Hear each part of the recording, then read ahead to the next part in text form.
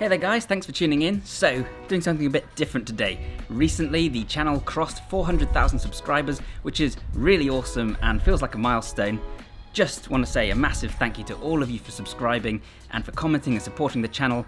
Honestly, you don't know how much it means to me.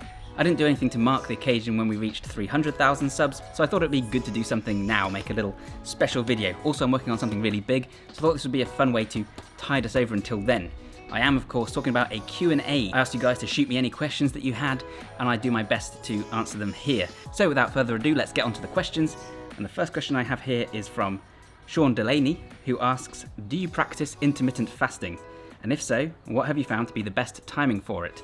And this is something I'm actually talking about in that upcoming video, but suffice to say, yes, I do like intermittent fasting. On paper, I think it offers a huge number of benefits. I'm more interested in stuff like autophagy and NAD plus production rather than necessarily just losing weight and reducing calories, although this is obviously a big benefit too.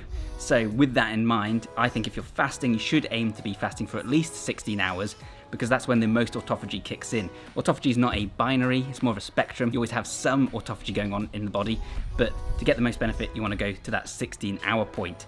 That's why ideally, when I'm trying to do it, will go to 18 hours, but it also depends on my routine and stuff. I like to eat with my family and my kids. You don't necessarily have to do intermittent fasting every day or every week. You can intermittently fast. Right, so the next one is from SJ at Chaos Untold, and she says, I know that your main audience is men, but would you consider doing any women superhero training guides for us women fans of the channel? It's nice to know you guys are out there, and this is something that I wanted to address because, yeah, I really do want to do some female superhero training guides. The only reason I haven't is because it's actually quite hard picking superheroes to focus on for these videos because if they have too many powers, something like Superman, I mean, what I'm going to talk about, because you can't train to shoot lasers out of your eyes, as far as I'm aware. If ever I figure it out, I'll be sure to share that one. And if I do people without any powers, they basically all just become Batman. So yeah, something like the Flash is a really good way to talk about speed in particular, and so that's lent itself well. But yeah, I'm trying to just find a good angle for a female superhero to cover that just offers something different that I haven't covered before, because the main thing is that none of these videos are intended just for men. They might feature male superheroes, but the point is that the same training advice on the whole applies to everyone. There are very limited small differences in terms of how you might apply that for women. So yeah, on the whole, anything I've made is for everybody. And yes, I am hoping to do a female superhero training program soon. With all my ideas, I have these ideas, but I need to find a hook and angle that I think really excites me about that topic before I can tackle it. I've got a longer question here from Justin Andrew Moore, and he says, what were the biggest challenges you faced when it came to continuing to work and to train as a new father? And what tools and strategies did you use to stay on track and continue to develop and perform at a high level despite the unpredictability of schedule and increase in responsibility? Asking for a friend, laughing face. And I've actually had quite a few questions like this one, so it's a good one to tackle now. And yeah, it's true. Having a kid really does change everything. You're exhausted all the time, and working from home, as I did even before lockdown, because I've always been self-employed, does in some ways make that even more challenging. And yeah, lately I've been taking on even more responsibilities, looking after Emmy full time, as I'll explain a bit more in the next video. So yeah, managing to work around that is pretty tough going. But for me, obviously, the fact that my job allows me to train does help a little bit because I have an excuse to go outside and train. But the other big thing is what I talked about in many previous videos, and that's just splitting my training up throughout the day. This is something that I was interested in as a hypothetical, but it has become my de facto way of training.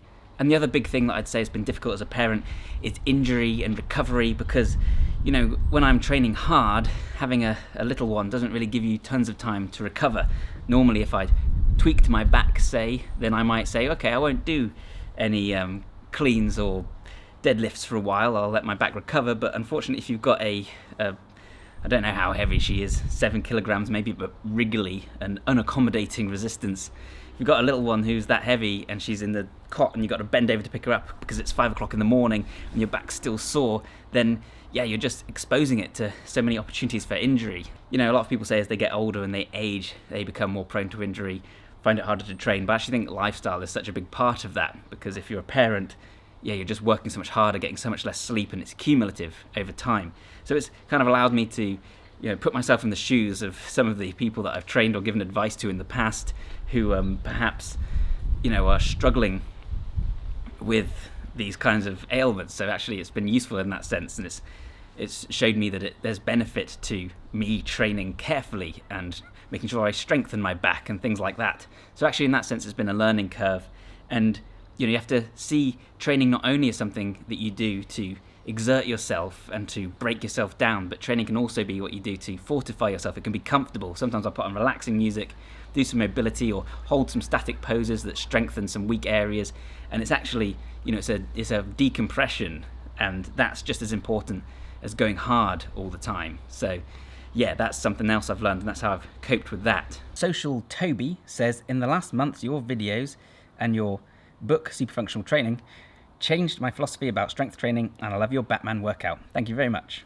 As a martial artist, tell us something about your martial arts journey. I think you're a black belt in karate. What style? How long you did it? Where and what have you been training for martial arts? And how has your martial arts training benefited or influenced your functional training? That's a really interesting question. I don't consider myself to be a martial artist per se, or a particularly good one, but I am fascinated in martial arts and I do practice them to a degree.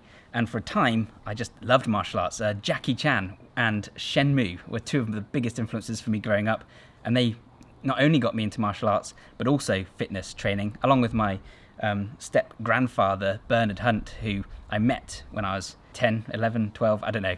But he started teaching me some basic self-defense that he learned from the army, and also showed me some functional exercises. He didn't call them that, but I was doing things like sit-ups with my arms behind a broom so that I couldn't cheat and use momentum and had to use just my core strength. And he got me doing things like catching coins off my forearm. He was kind of like Mr. Miyagi to my Daniel. And as a kid who had lost his father recently when I was 9, actually, which is probably one of the reasons for my big, superhero obsession, male role model thing. As a result of that, I just took to this, really well and just loved it. So I started training every single night, and also looked into martial arts. For ages, I was resistant to doing martial arts in a traditional sense because I didn't really like clubs. I wasn't really social. I liked hanging out with friends and things, but I'm not really a club or, joining kind of person. But eventually I took Wadaroo Karate, and I did really enjoy that. Made lots of good friends there. Trained in that for 5 years. Wadaroo Karate, for those that don't know, is a slightly softer style of karate, which has got a lot of influences from things like Wing Chun. You do a lot of trapping and arm bars and things like that on top of the regular punching. And I did competitions, and I won a trophy, and for a while that was a huge aspect of my life. I also then did capoeira and Tai Chi at the same time in the latter years. I did Tai Chi for about a year with Bernard, my granddad, and I did capoeira as well with a friend from karate, which I took to, obviously, because I did all the hand balancing and stuff. So yeah, for that time, martial arts was a big part of my life, and probably the exercise was almost secondary to that. Then I went to university, and I had to stop doing the karate because it was in a different area, and I couldn't find Wadaroo anywhere at the time. I was really set on progressing with that and not starting something new or fresh, which is definitely what I would do now. I would have liked to have done something like jiu-jitsu. However, back then I just wanted to carry on with my karate, which I didn't have the option to do, so I didn't do anything, basically. Instead, I got into rock climbing and just did more of the gym. And actually, that's where I learned that my real passion was fitness, because more so than fighting like Jackie Chan, I wanted to move like Jackie Chan. And at the same time, I found that fitness fed into all the different skills, like rock climbing, like hand balancing, like martial arts. And that's what really set me down this path. So yeah, martial arts did have a big impact on that. But for 5 years, I barely practiced martial arts. I just used a heavy bag for cardio and for strength endurance and conditioning. But then later on, I got more interested in it again, and met Grant as well. And Grant was really inspiring to me, because he told me that he learned most of his incredible techniques himself, self-taught, watching videos, playing them back, repeating the movements. And so I realized if he can get that good, then theoretically I could as well. So when I've met him, he's been giving me pointers, and I've been practicing a little bit more on the heavy bag. I hope I've improved slightly. You guys often comment that I just literally do jabs and crosses, and that's just because I'm trying to get my crosses better. So I'm just drilling those at the moment. But yeah, that's where I am right now. And my lifestyle at the moment doesn't really permit me to go to a regular martial arts class. So this is working for me, but I'd like to do that again in the future. And I'm also hoping to get more critique from Grant. I might do some online courses. So yeah, I'm now realizing that just as I've kind of pursued my own fitness journey, I can do the same thing with martial arts. So we'll see where it goes from here. Hey guys, this is Adam from One Day in the Future. This just arrived in the post, just in time. A little bit of a celebration. I've created some new merch. I've got t-shirts, hoodies, joggers, leggings, tank tops for men and for women in all sizes that say super functional on them and super functional training on the back, just as a little way to, you know, mark the occasion. And if you like the concept of super functional training, if it's something that resonates with you, then this is a way that you can demonstrate that and wear it to the gym. These tops are from Teespring. They're actually very comfortable and well fitted. I don't think too ridiculous though. And you can find them in the little carousel thing at the bottom underneath any of these videos. Or alternatively, you can go to the shop page on the Bioneer and find them there alongside some other stuff, including a new canvas print, which some people are interested in. And of course, you can still also get the Bioneer logo t-shirts and tank tops, now available in black also by popular demand. Thanks so much to all you guys who bought one of those and for sharing them on Instagram. Really appreciate it. And it's very cool to see people liking the logo. A question from Scottish Herbivore is, another question, if it's not too late. It's not too late. What's the best way to train manual dexterity or fine motor skills? And there are actually plenty of options. Great question, by the way, because this is such an overlooked aspect of performance. It's great for the brain, and it's something that you actually use a lot in various types of activity. And I'm definitely going to make a video on this again. I have made a smaller video on this in the past, and there I described cursive as one of the best things you can do to improve your dexterity, and especially writing with your non-dominant hand, which for me would be my left hand. Otherwise, piano or an instrument can be really good. You know, a lot of people think we don't practice that much movement, that much complex movement these days in our modern lifestyles, but manual dexterity is another matter. A lot of us are still doing that, and that's great. The chair don at Bazwish on Twitter is a chair, at least according to their profile picture on Twitter, and they say, am I a fitting chair to do bench dips on? And I would say yes, because you can do bench dips on really any raised surface. I think that's the question that everyone wanted the answer to the most.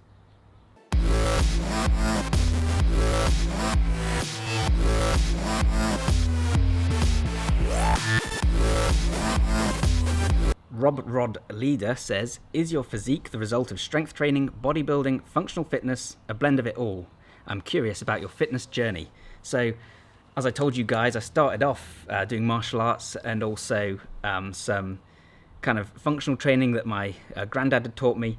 But from there, I then also joined the gym with my buddy Goof and got more into kind of like bodybuilding on the side, and then that became more what I did.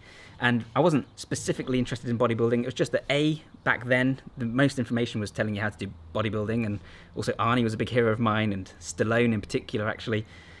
At the same time, I just really responded to it. I like the way it feels, the pump, and yeah, I seem to be quite good at it. I had a big bench press and could easily get bigger arms and things. And also I love the reaction of people, to be honest. You know, going to school when you're 14 and having a bicep peak that you're known for just became a part of my identity. And because I took to it quickly, you know, people like things that they naturally take to quite well. It was later on that I started to do more functional training, because I realized that I've always been more interested in performance than aesthetics. I just didn't really understand the difference when I started out. But in terms of which impacted on my physique the most, I'd say it's actually a combination of both. I think one of the reasons that I'm able to maintain a fairly strong looking physique without, even though I'm sometimes going for stints where I'm not able to train as much as I'd like, is because I did a lot of pump training, really high volume pump training with heavy weights when I was younger, which I've later learned would have increased my myonuclei count. It would have improved blood flow to the muscles. And, you know, so muscle memory kicks in, and it means that I can gain muscle back even more easily because I was once big, but also big in this specific kind of way, if that makes any sense. And I think this also feeds into the effectiveness of creatine for me. I find that my body has a really beneficial reaction to creatine in terms of gaining size. So, but then on top of that, functional training, and I'm going to do a video on this soon, is actually great for aesthetics. This is what a lot of people don't realize, because when I was doing that, I didn't really know what I was doing. When I was doing the bodybuilding, I was ignoring certain body parts. I was completely imbalanced, whereas now I'm obviously training in more planes of motion. I'm trying to balance out my physique more and actually perform better. And what this does is it fills in the gaps. So, things like my serratus and obliques look far better since I've been doing things like medicine ball slams and rope climbing, etc. And my forearms look better. So before I had this kind of like puffy look where muscles were big, but they were like on this thin frame. Whereas since doing the functional training, I've kind of maintained that on a whole, but I've also kind of added detail in these other areas. So in that sense, in terms of physique and appearance, it is a combination of the two, which is why I actually generally tell people to perform functional training, but also not to throw the baby out with the bathwater and say bodybuilding sucks, because it doesn't, and it is functional in terms of building symmetry if you focus on the right muscles and balance, because the whole point is that you're bringing up things to meet the standard of the rest of your body, and at the same time it builds strength endurance, which is functional. So yeah, combine them both, I think, is a great approach, and I just stumbled upon that approach. Ricky Kata says, what was your worst injury and how did it happen? And the answer is that I broke my wrist extremely severely when I was doing my GCSEs. So I would have been about 15 or 16. And what happened there is my friend and I went to a karate class in a hall. It was located somewhere different because they were speaking to a guest or something. So we went along to this event in the hall, and then it finished. And instead of going home, my friend and I thought it'd be funny to break into another empty hall. I didn't break in, the door was open. There was no vandalism involved, but we were naughty kids, rascals. And this empty hall had these big foam blocks in it, like that kids used to jump around on.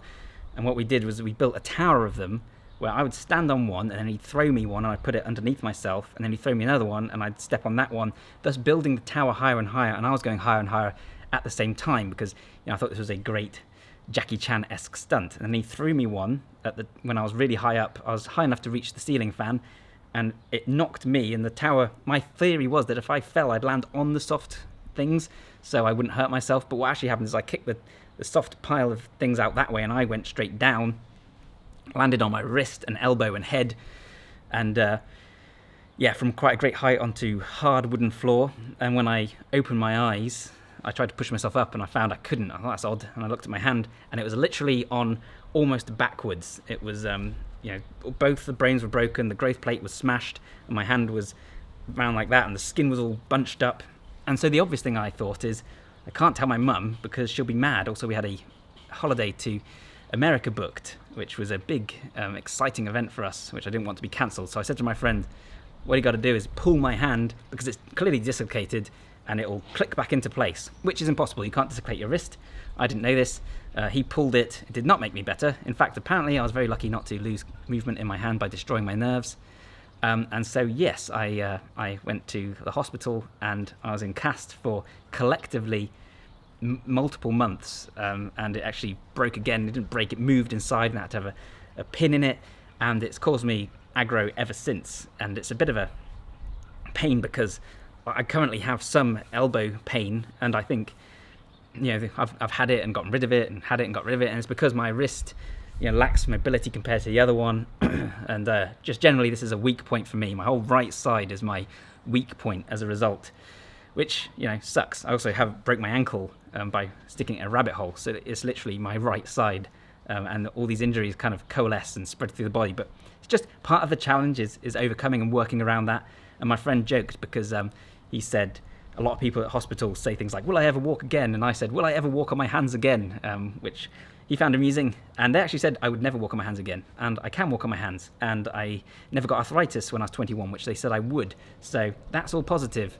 The downside, like I say, is that it still hurts. And for those that have asked why I wear this wristband, that's actually the reason. Although it's not what you think. It's not for push-ups and things. It's because when I'm typing on the computer or using the mouse, that's when this wrist gives me aggro. So I wear this for work, and I just find myself keeping it on. And it's actually got all these other uses. You can use it as a mild form of blood flow restriction training. I use it to clean my camera, and I think it looks cool in a kind of like retro Street Fighter, Streets of Rage way. So that's why I wear the wristbands. So Bartel Horch Henrichsen says, the obvious question is, which superhero is your favourite? And in a related question, Tim Hogan says, favourite comic book run or storyline?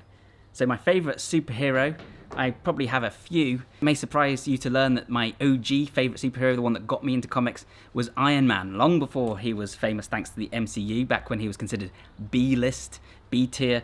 Iron Man was always my go-to guy, just because I found the character of Tony Stark as compelling as Iron Man. I loved all the technology, loved robots as a kid, so he appealed to me on that level.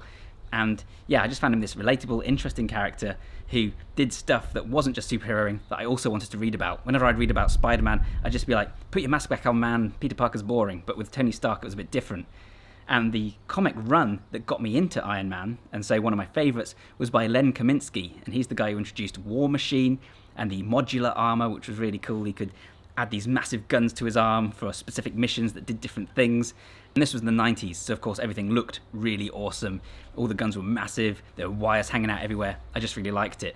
And another comic at that time that I was reading a lot of was Simon Furman's Transformers Generation 2, which I also loved. And of course I really like Batman. I was always interested in Batman, but when I started this channel and started researching him, I got more and more interested in the character and just what he represented as a character. With no superheroes, he manages to go toe-to-toe with literal gods, which is always appealing. And in terms of the best Batman run, I think that Grant Morrison by far is my favourite. He just writes Batman in a really awesome way. The mythos, how cool and unstoppable he comes across, and just how interesting he focuses on the training and things a lot more than others. Just really, really cool. More recently, I also really like anything by Jonathan Hickman. His run on X-Men has been really interesting, and his Avengers, Time Runs Out, and Secret Wars were really, really cool. Those comics got really dark and went to some really philosophical places, which is what I really like to see in my comics. And his Fantastic Four run was really cool as well, which I think is what most people associate him with.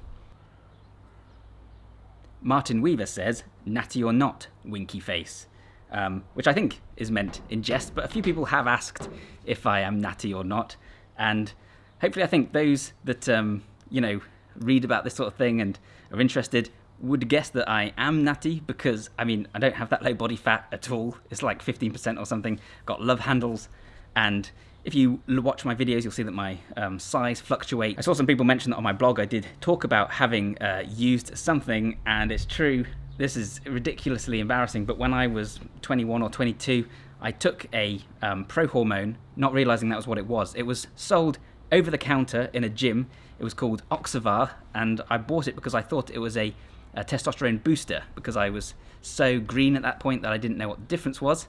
And I took this for maybe few weeks until the pot ran out, and I did notice some strength gains actually, even though a lot of people say that pro hormones aren't effective, and I don't know if it might even be now classified as a steroid, but that was over 10 years ago, and I don't think it's had any big impact on my physique today, so I would say that this was a completely natural physique. I hope you guys agree on that one. I don't have any problem with people who use steroids. I think if that's the route they want to go down, then that's fine. It's definitely interesting. I find it really interesting, but for me personally, the health risks and issues are just too great. The whole lifestyle is too much of a commitment for it to really be worth it, and I don't think it's really in the spirit of this channel or my own goals in particular. I want to push myself to be the best I can be without relying on anything like that. And also, if you do have an adverse reaction, or if you do find that your natural testosterone has become low as a result, then that's the opposite of what I'm trying to achieve. And what you've got to remember with something like this is, even if you feel that you know exactly what you're doing and using TRT or steroids or whatever is completely safe, if you're buying it from an illegitimate source online, then you can never be sure. You might have done all your research, but if this comes to you and it's contaminated, it's tainted, then you're still going to get into trouble. So to me, it's just not worth it. But like I say, each to their own. Sean Romanoff says, "Hi, informative and inspiring channel, thank you. Were you always an athlete, and how did you evolve into the Bioneer?" First of all, thank you very much. I wouldn't say I personally consider myself to be an athlete. That's a very generous description. More just a hobbyist who is passionate about human performance. But with that said, I've always been somewhat athletic. As a kid, I was very into running and got into county level competitions for sprinting, 100 metres and hurdles. And as I've said before, I then later on got into martial arts and training from home, thanks to my granddad Bernard. As for how that then evolved into the Bioneer, well, as I said, my granddad Bernard got me interested in a more kind of functional form of training. I started calisthenics around that same time. I just committed myself to working out in my bedroom every single night, and that's what I did for just years. And the martial arts on top of that. And then when I went to university And just prior to university, I kind of started the more bodybuilding style training as well on top of that. So that's how I began, that's where my interest started, but I was always really interested in human performance. I don't know where that interest came from really, say, other than my sort of obsession with action heroes and superheroes. But I used to tell kids in school and in sixth form that I always wanted to be a stuntman, but that wasn't actually true. I was saying a stuntman because I thought that was more realistic than what I actually wanted to be. So then later on I admitted that I wanted to be an action hero, like Jackie Chan, but that still wasn't really true because what I actually wanted to be was a superhero. But when you tell people you want to be a superhero when you grow up, they say, nah. But then when I was going to university, I was considering studying something like PE or sports science, but I wasn't really interested in sports per se. I was more interested in training, and there wasn't something that really approached it in the way that I was interested. And also I wasn't sure if I was going to go down that route with my career. So what I ended up studying at university was psychology. And my reasoning was that I was really interested in physical performance, but I wanted the cognitive mental performance to match that. Obviously this isn't what I said in my applications because that's crazy, but I wanted to learn how to optimize the mind as well as the body. And in retrospect, that was a really good choice because I talk about psychology loads on this channel and neuroscience, and it's fascinating to me. And it also just feeds in, the two are so connected. And of course this was a science topic, so I learned a lot about biology in general and how to analyze a study. So all that stuff has been really helpful for me going forwards, running the site and becoming the Bioneer. When I left university, I decided to turn writing into my main job because I'm also passionate about writing. It's a big hobby of mine. And I became a freelance writer. I decided I never wanted to work for somebody, so I became a freelance writer. But yeah, on top of technology, my other big area was health and fitness, and I wrote for lots and lots of health and fitness and psychology websites. And so my business strategy was to write large volumes for a low rate. I'd write 10,000 and more words a day, and when you spend 8 years writing 10,000 words a day on health and fitness, you hopefully learn some stuff. So I went from someone who had this kind of like hobbyist interest in fitness alongside, my psychology degree, and then I developed that into hopefully a much more comprehensive and also strange knowledge of health and fitness. I continued to do training myself at this time, and I started training people online, and then I thought I'd better get a training qualification, so I did that, personal training qualification. So hopefully that combination gave me further knowledge. And then the stuff I did for Android Authority, they moved me on to doing videos for them, and so I learned how to make videos, hopefully to a higher degree. And so the videos I was making for my website, for my YouTube channel, started to improve in production quality. I changed the name to the Bioneer at the suggestion of someone on one of the forums, who I'm ever grateful for, because the Bioneer is such a cool name. And then just slowly I started to spend more time on the Bioneer and less time doing the other writing gigs, and now it's my full-time job, and I say I just do one or two things here and there on the side. And I'm currently adding to my qualifications, trying to get new ones here and there, studying a couple at the moment. And just to describe what I think the Bioneer is and what I'm trying to offer here, I still consider myself primarily a writer, specifically a technical writer. I've written books on programming, on business, and on fitness, which is quite a diverse range of different things. I'm delivering these as kind of video essays. I research these topics heavily using the knowledge I have from my degree and from my experience, and also, from my time as a writer, as opposed to me talking to you as someone who, is telling you what to do. I'm just trying to convey information that I've discovered, provided the sources and my theories as I tie it together. And yeah, that's what I think the Bioneer really is. Slushy Apples asked, what's your routine? And a lot of people have asked very similar questions to this one. And unfortunately, the truth of the matter is that I don't have a really strict or regular training program that I follow. Partly because, as I've explained, working around a little one means that I'm training at all different times, and I'm trying to keep things interesting, researching things for this channel. Partly because of making the channel, like when I go and film, I don't have that much time at the moment. So if I'm doing a video about, say, push-ups or functional training or something, then I'll head out with my camera, and I need to get all the footage for that in one day so that I can then edit it throughout the rest of the week, which means I'm often training for like 2 to 3 hours and filming it. And not only filming it from all different angles and doing a weird number of sets and reps because I'm just trying to do enough that I can get it on film, or there's some shot I particularly want to get, like me doing a handspring into a push-up, so I try, like you guys see it once, but I need to get the right angle, I need to make it look clean, so I repeat these movements. So I'm training around that a lot of the time, and this has actually been a really, weird aspect of my training. I do these big blocks of workouts that are just exhausting, and then little bits of sporadic training throughout the week. When I'm not doing that, when I'm working on a video that I can use old footage, or when I'm working on a video that is about the brain or something, or when I'm just taking a deload week or whatever, I will focus on training it's really very similar to, not to plug my book, but the training program in Super Functional Training, the last one. Basically, I use a combination of different exercises that do multiple things for the body all at once. You know, why do pull-ups when you can climb a rope and get grip benefits and core benefits that are more profound at the same time? You know, that's my kind of approach. I do heavy weights and technical movements at the start. I do lighter weights, simple isolation movements with high repetitions at the end. And I do that both through the workout and within a single set, because I like to use mechanical drop sets. Or I use heavy weights, so I'm training max strength and training technique, or I use, you know, a complicated technique like a handstand push-up, and then I move on to the much easier variation like push-ups and just bang them out for high repetitions, so I'm getting the conditioning benefits as well. That's basically the cornerstone of my training, but the specifics change all the time. So I think that's enough questions for now, guys. I hope you found something I talked about here useful or interesting, and it wasn't just me mumbling about nonsense for ages. If you did like it, let me know down below, and maybe I'll do one of these again, maybe when we hit 500,000 subscribers. I'd like to thank you guys again so much for helping me get to this point in the first place. You know, it's a dream come true, literally, and your support and the positivity in the comments and in the group and on the Facebook page and Instagram, it's just fantastic. I mean, I couldn't be luckier, and I really genuinely appreciate it. So yeah, here's to the next 100,000 and way beyond. Thanks so much for watching this one, guys, and I'll see you next time. Bye for now. Adios, guys.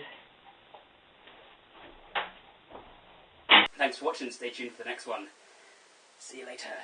Thanks for watching. Goodbye. Hope your arms feel better soon. And yeah, thanks for watching. Stay tuned for the next one, I guess. Bye for now.